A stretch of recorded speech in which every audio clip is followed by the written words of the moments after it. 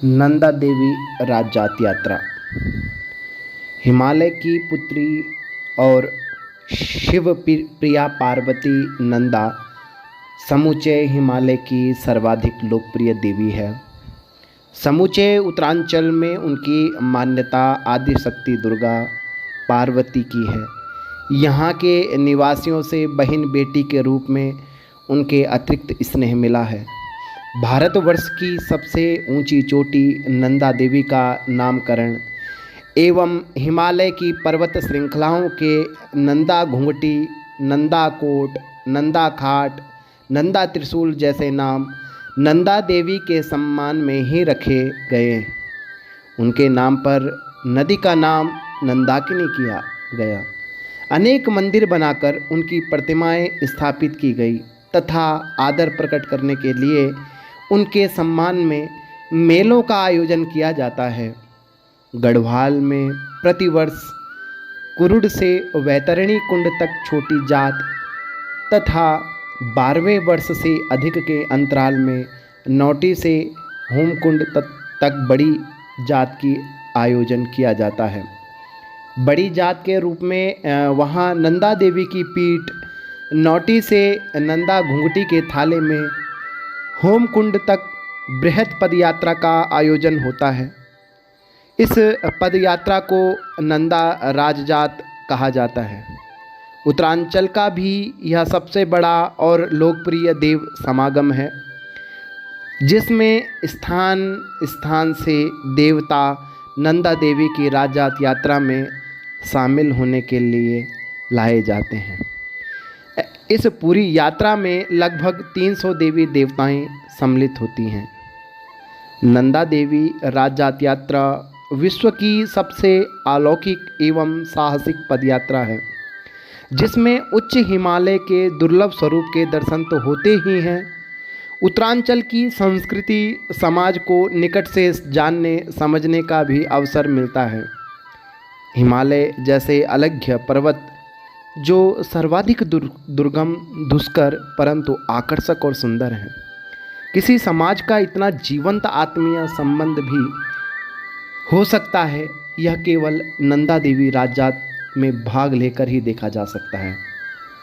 नंदा देवी की इस पदयात्रा का नेतृत्व एक 4 सींग वाला मेढ़ा करता है, जो स्वतः स्फूर्त राजजात दल का नेतृत्व करते हुए उसे पूर्व निर्धारित मार्ग से 17,500 फुट की ऊंचाई पर स्थित ज्यूरांगली दर्रे को पार करता हुआ होमकुंड पर्वत शिखर तक ले जाता है। नंदा राज्यात यात्रा की परंपरा कब अस्तित्व में आई, निश्चित रूप से ज्ञात नहीं है। प्राचीन समय में चूंकि यह यात्रा राजवंश द्वारा आयोजित की जाती थी, संभवतः इसीलिए इस राज्यात कहा जाता है। किंवदंतियां हैं कि जब जगतगुरु शंकराचार्य इस क्षेत्र में धार्मिक जागरण के लिए आए, तभी उन्होंने इस यात्रा का प्रारंभ किया।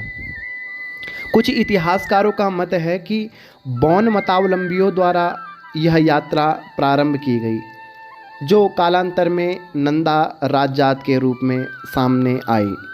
अनेक विद्वान यात्रा को 7वीं सदी प्रारंभ में मानते हैं, जबकि लोकगीतों के आधारित कन्नौज के राजा यशधवल की कथा से भी यह स्पष्ट होता है कि 14वीं सदी में नंदा देवी की मनौती के रूप में इस जात का आयोजन होता था।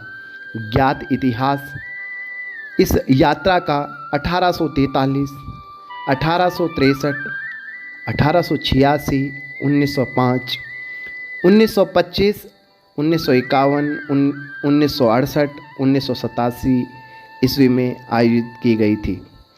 1951 की यात्रा विपरीत परिस्थिति एवं प्रचंड ओलावृष्टि के कारण पूरी नहीं हो सकी। नंदा राज्यात यात्रा की प्राचीन परंपरा के संबंध में लिखित साक्ष्य उपलब्ध नहीं है। इस परंपरा के संबंध में वाचिक परंपरा, लोकगीत एवं जागरों के आधार पर हम इसकी प्राचीनता के संबंध में कुछ अनुमान लगा सकते हैं। कहा जाता है कि 7वीं सदी में धार मालवा की राजधानी कन्नौज में राजा कनकपाल शासन करते थे। राजा कनकपाल के दरबार में हिमालय के भाई भारद्वाज वंश एक आद्य गौड़ ब्राह्मण कुल पुरोहित थे। एक समय उस कुल पुरोहित ने राजा को बद्रीनाथ यात्रा के लिए प्रेरित किया। कनकपाल जब अपनी सेना सहित हरिद्वार पहुँचे तो उनकी आगवानी बद्रीनाथ के उपासक चांदपुर गढ़ी के नरेश राजा भानु प्रताप ने की।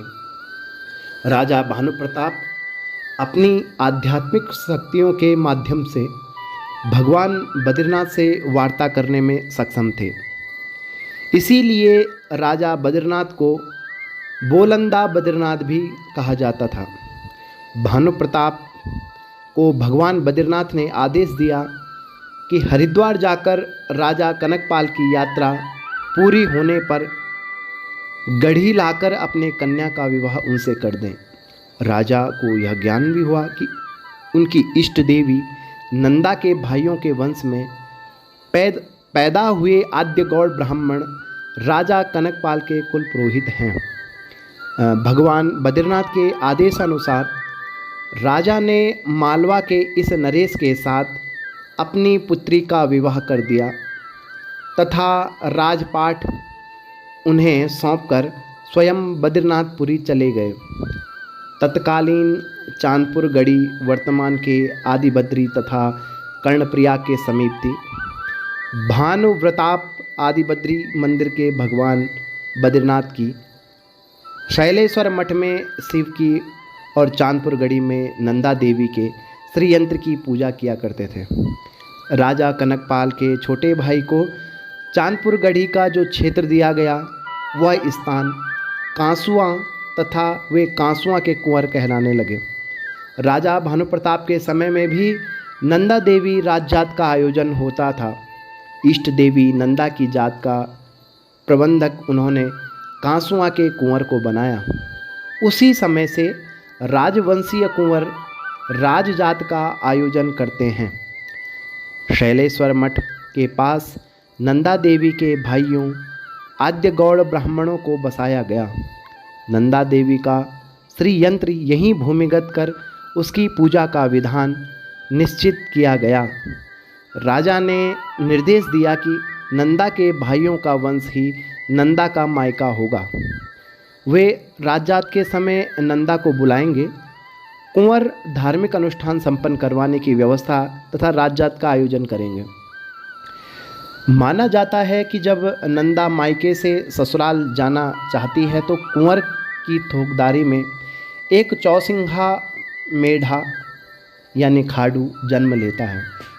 मेढ़ा पैदा होना नंदा के आगमन का प्रतीक माना जाता है। जिस व्यक्ति के यहाँ 4 सिंग वाला मेढ़ा पैदा होता है वह उसकी सूचना कुंवर को भेज देता है। इसकी देखभाल का जो दायित्व है वो कुंवर का ही होता है। कुंवर कांसुआ से बसंत पंचमी के दिन नंदा के भाइयों के गांव नौटी आकर श्री यंत्र की पूजा करते हैं तथा मनौती के रूप में देवी को मायके से ससुराल भेजने का वचन देते हैं। पूजा के लिए आते समय रिंगाल की भोजपत्र से आच्छादित छतोली लाने की परंपरा है। इसके बाद यात्रा संबंधी बैठकें आयोजित की जाती हैं।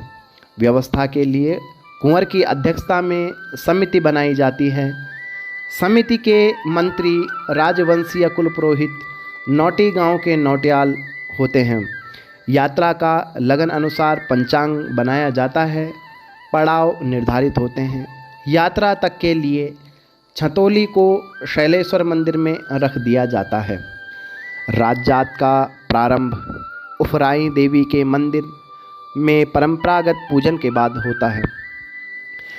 भादो मास की अष्टमी से 17 दिन पूर्व कुंवर मेंढे और छंतोली को लेकर कांसुआ से नोटी पहुंचते हैं।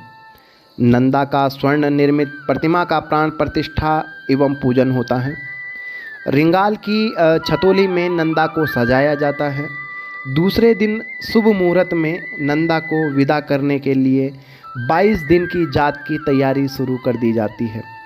यात्रा प्रारंभ होने के बाद नंदा की डोली सबसे पहले ईड़ा बधानी जाती है। शाम को पुनः नौटी आ जाती है। ईड़ा बधानी में वार्षिक फसलों को जमा कर उसका जो एक हिस्सा है वो यात्रा नंदा देवी की विदाई में हेतु मेंढे पर रखने के लिए दिया जाता है।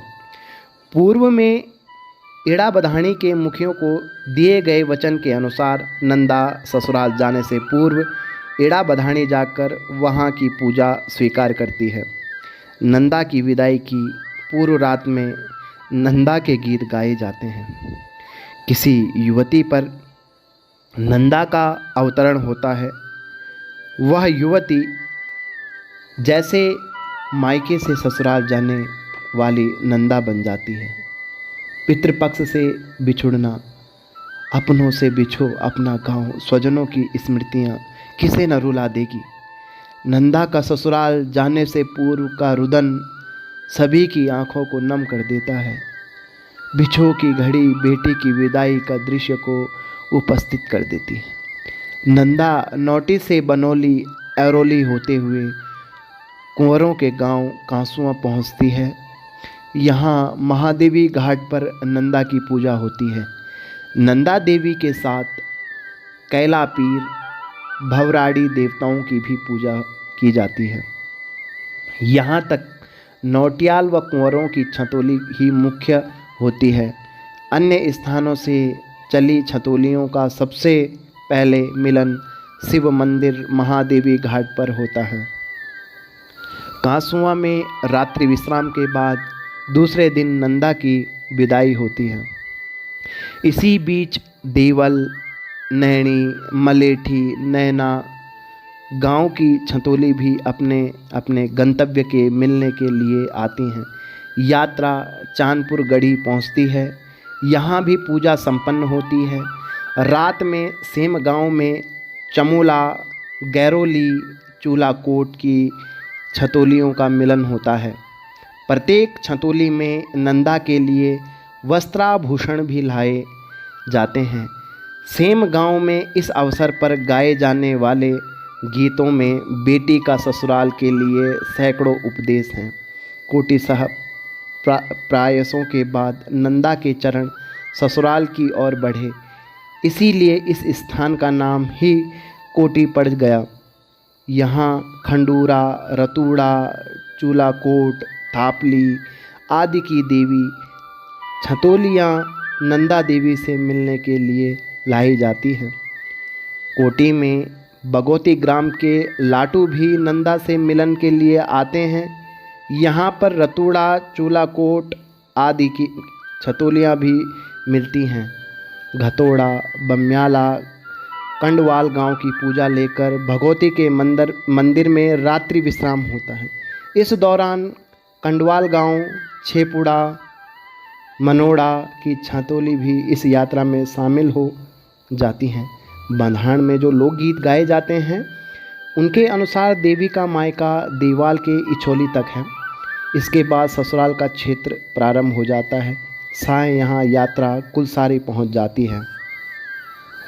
नंदा का एक रूप काली भी है। अमावस के दिन नंदा के काली यंत्र को भूमि से निकालकर पूजन कराया जाता है। नंदा से काली यंत्र के मिलन के पश्चात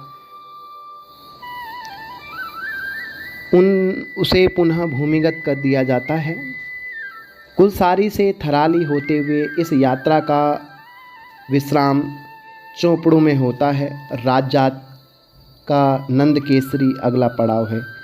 कई करुड़ की नंदा, यहाँ करुड़ की नंदा का ऐतिहासिक डोला और चौरों और देवी देवताओं के ढोल नगाड़ों के आते हैं।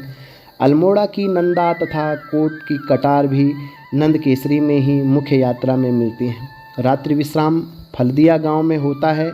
यहाँ क्षेत्रपाल, अगला, गोरिल, पडियार एवं लाटू देवता के मंदिर हैं। मुंदोली में अगली रात का पड़ाव होता है।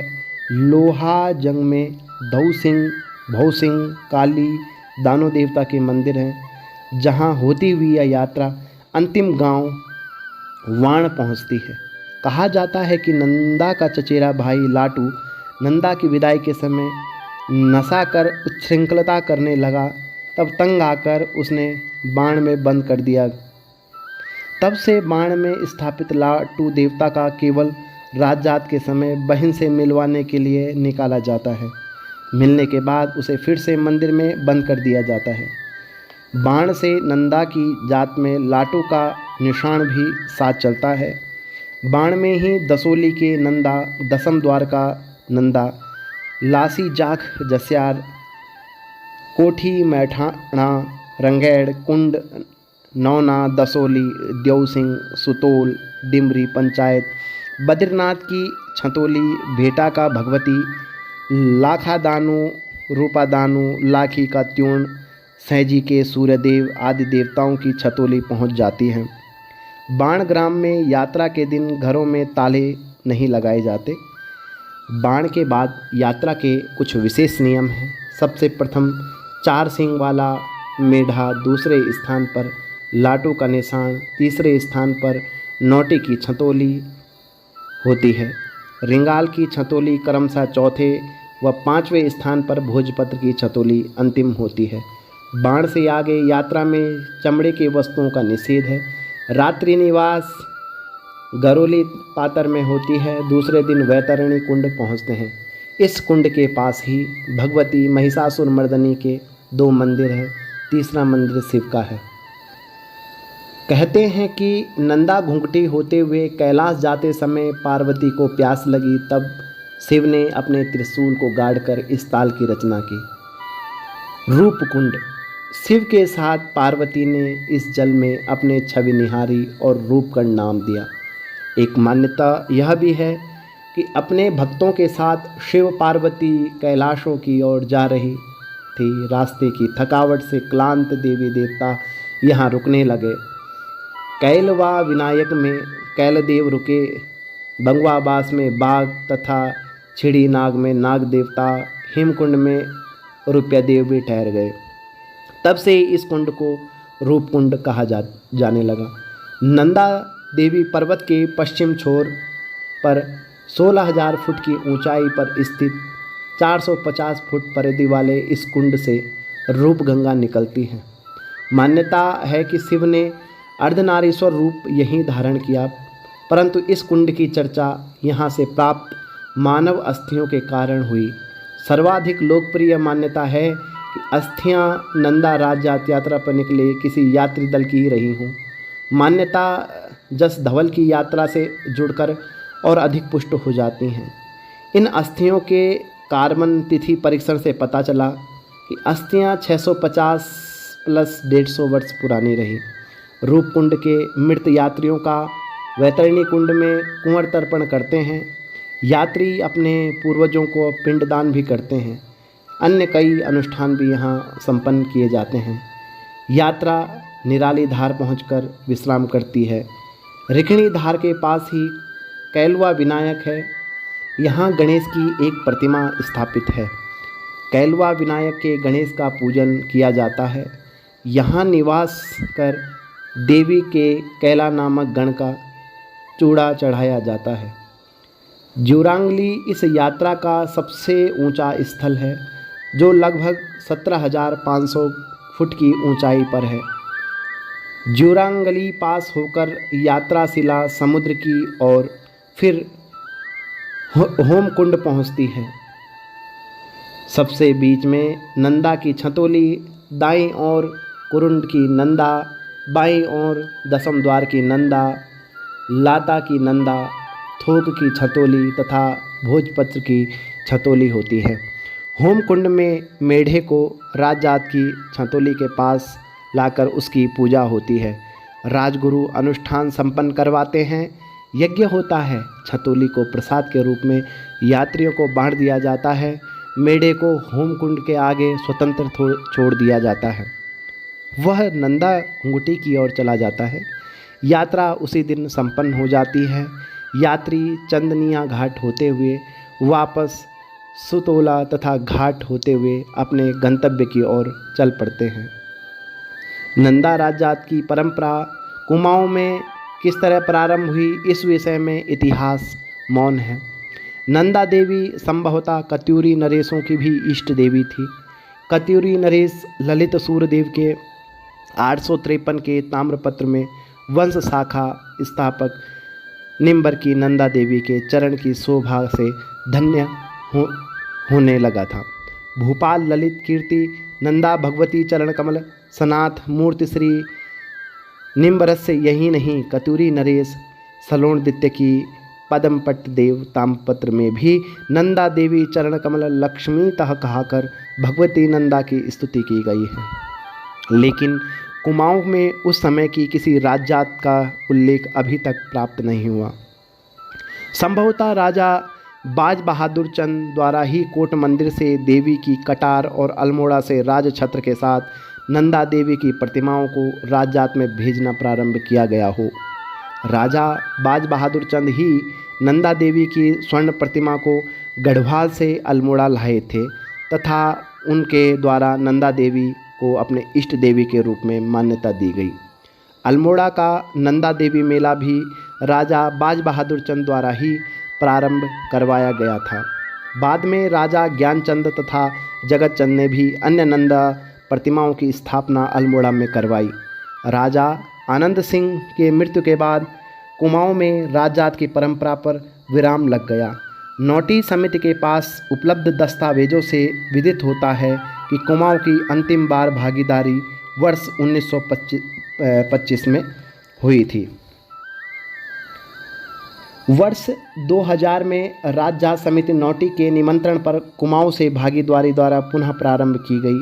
कुमाऊं में इसके तहत एक पृथक आयोजन समिति का गठन किया गया। नंदा राजजात यात्रा का परंपरागत आयोजन कांसुआ के कुंवर बलवंत सिंह द्वारा 21 अगस्त को 4 सिंह के मेढ़े और पवित्र रिंगाल की छतोली लेकर सिद्धपीठ नोटी पहुंचने और देवी के विधिवत पूजन के साथ संपन्न हुए। मैती संगठन ने नोटी में उत्तरांचल के विभिन्न क्षेत्रों में लाए गए 1000 वृक्षों के रोपण के साथ यात्रा की सफलता के लिए शुभकामनाएं अर्पित की। नोटी में वेद मंत्रोच्चार के साथ तुमुल शंख ध्वनि के बीच यात्रा ने इड़ावधानी के लिए प्रस्थान किया